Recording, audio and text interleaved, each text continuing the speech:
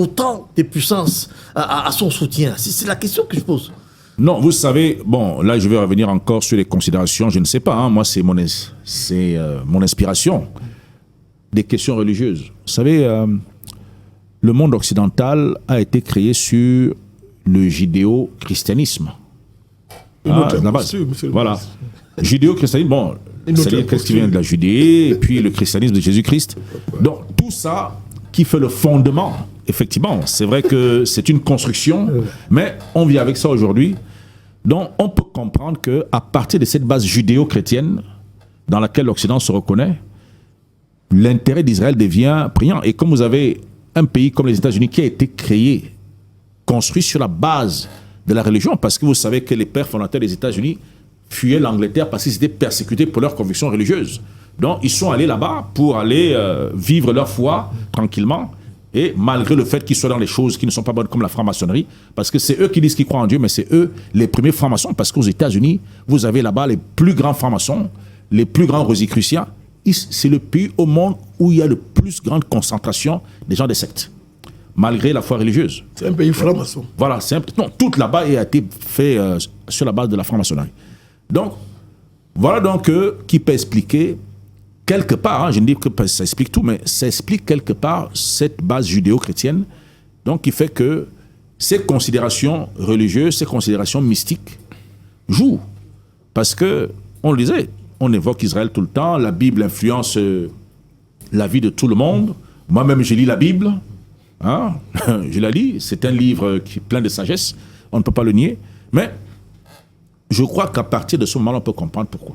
Et pour revenir à l'attitude de suprémaciste d'Israël, Israël, ils croient en Dieu, c'est Dieu, Dieu les a élus, mais leur connaissance biblique, j'allais dire, s'arrête à l'Ancien Testament, parce qu'on parle de l'Ancien Testament, et il y a le Nouveau Testament. Ouais.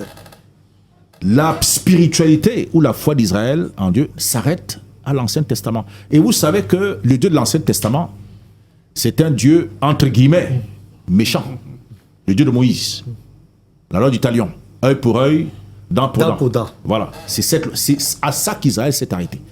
Jésus-Christ qui nous apporte un enseignement additionnel, complémentaire, Jésus amène l'amour. Vous savez que les vertus théologales, hein, qui sont la foi, l'espérance et la charité, hein, c'est des trois vertus théologales fondamentales. La charité, c'est l'amour. C'est Jésus qui nous amène l'amour. Aime ton prochain comme toi-même. Israël ne connaît pas ça. Israël, ils ne connaissent parce que cet enseignement vient après, c'est Jésus qui l'amène. Israël, c'est la Gilles. Voilà, eux, ils ne croient pas en Jésus. Pour eux, Jésus, Jésus, ça n'existe pas. Ils attendent le Messie. Donc, le Messie, en lequel nous avons cru que Jésus est le Messie, eux, ils n'y croient pas. Donc, pour comprendre l'attitude, et pourquoi est-ce que ils amènent la mort et la guerre partout, c'est parce qu'effectivement, ils sont encore tenus par la loi de Moïse. Hein? Moïse, rappelez-vous, quand il revient du mont Sinaï, il a passé du temps là-bas, et il y en a qui ont construit le veau d'or et tout, Dieu va lui ordonner de tuer ceux qui ont loué le veau d'or, c'est ça. Je crois que c'est écrit dans la Bible. C'est ça. Voilà. Donc, c'est ça. Voilà, s'il ne me trompe pas. Donc, va les tuer. Il tue son propre peuple. Il le rase. Voilà. Donc, Dieu lui a donné ce commandement. Un massacre. Et il va s'exécuter. Parce qu'effectivement, s'il ne le fait pas, il sera frappé lui-même.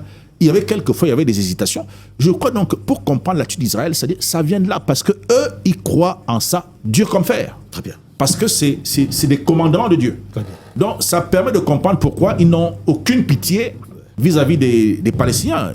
Il y a eu 1000 et quelques morts de Juifs, mais eux, il faut qu'ils en tuent au moins 100 000 pour être satisfaits, parce que un Juif mort vaut, je crois, 100 ou 200 Arabes, je ne sais pas. Hein. J'entends souvent, c'est ce qu'on dit. Donc, je crois que lorsqu'on a cette considération, cette conception, cette connaissance du fonctionnement d'Israël, on peut comprendre leur attitude aujourd'hui. Ça ne justifie rien, parce que nous sommes au 21e siècle. On peut comprendre l'attitude. On peut comprendre l'attitude parce que eux, ils sont encore dans la loi du talion, dans l'Ancien Testament, auquel ils croient. Voilà. Merci beaucoup, monsieur le ministre. Alors, nous allons accueillir notre quatrième invité sur ce plateau qui nous rejoint avec plus d'une heure de retard. En tout cas, il est arrivé, le professeur Jean-Paul Bellec, connu d'ailleurs des téléspectateurs de cette émission. Le professeur Jean-Paul Bellec, je rappelle, est panafricaniste, universitaire, astrophysicien. Il nous rejoint ce matin. Professeur, bonjour. Bonjour.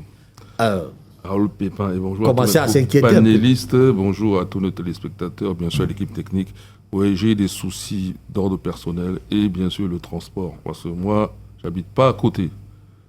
Et il y a une règle à Bonapriso qui fait que les motos n'entrent pas. Donc c'est pas évident d'attraper une moto. Tu as voulu expliquer. Et nos jeunes sont lâches. Moi, je leur ai dit aujourd'hui.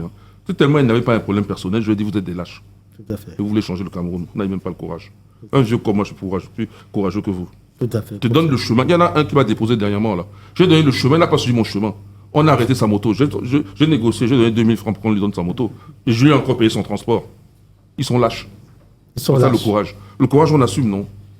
Alors, on affronte l'obstacle. Où est le problème? C'est Jean-Paul Bellec.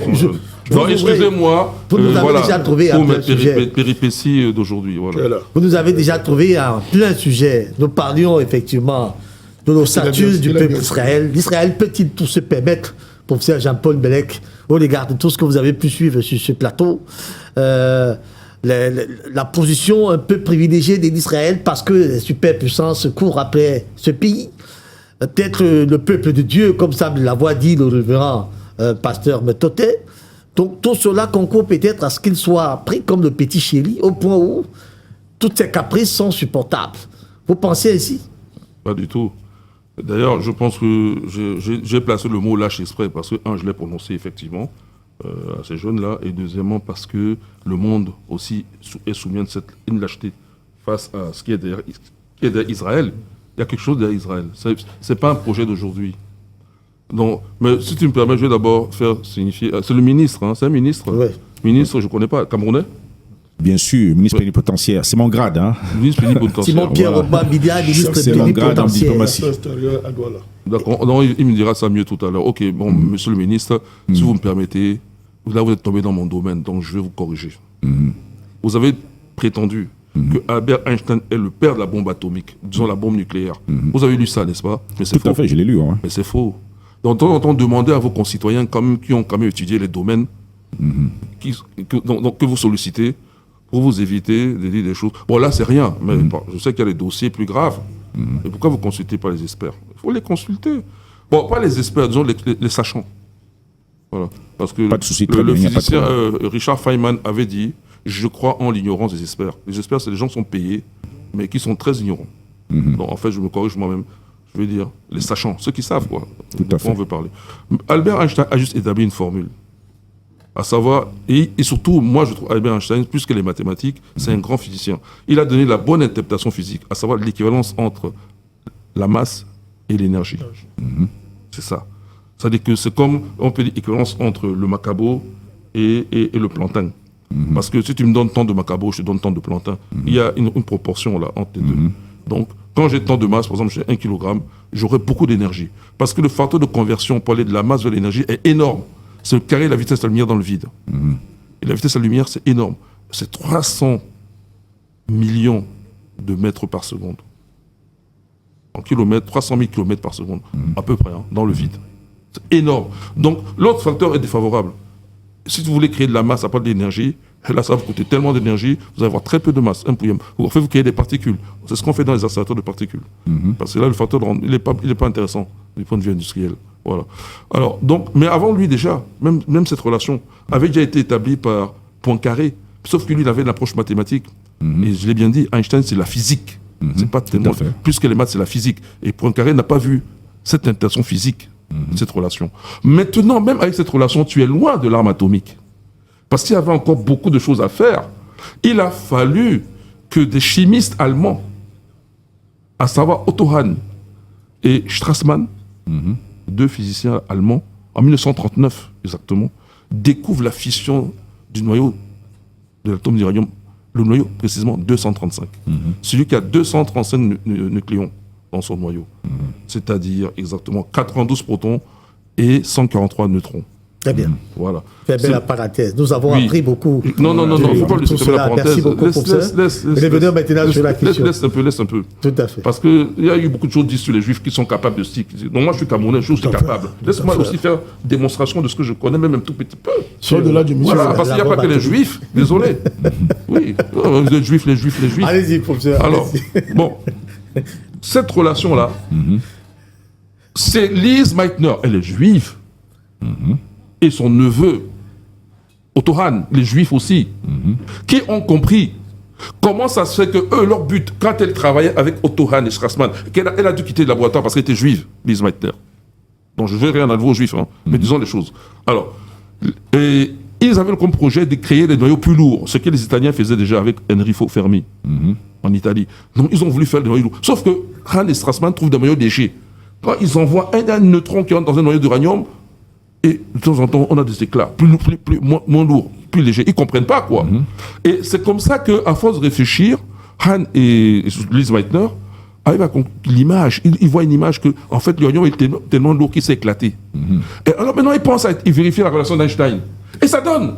Parce que l'énergie, les autres chimistes, c'est un très bon chimiste, ils ont déjà mesuré 200 mégaélectronvolts par noyau fissionné d'uranium 235. Et ils trouvent que le calcul E égale MC2, donc delta M, variation de la masse, donne delta E de l'énergie, voilà, delta E égale C carré delta M. Ils trouvent que ça donne 200 mégaélectronvolts. Quand ils connaissent la masse des différents noyaux qui sont tout petits là, celui de l'uranium 235, et les neutrons qui sont entrés et qui sont sortis, ils voient, mais c'est là qu'ils disent, donc Einstein avait raison. C'est là que maintenant il y a deux réflexions qui entrent en jeu. La première chose, c'était pas l'arme nucléaire. La première chose, c'est l'énergie atomique, civile. Et comme ça que Joliot Curie dépose un brevet d'invention avec d'autres physiciens français pour les centrales nucléaires. C'est comme ça. Là, au départ, c'est l'énergie. Tout à fait. Et puis maintenant, dans l'ambiance de la guerre maintenant, d'autres se disent, mais attends, la même énergie, au lieu de la contrôler, parce que ça demande tout un raisonnement, pourquoi ne pas la sortir brutalement? On peut c'est encore plus... Et puis, ça va donner de l'énergie. C'est que les bombes chimiques, là, c'est rien. Et voilà comment maintenant on entre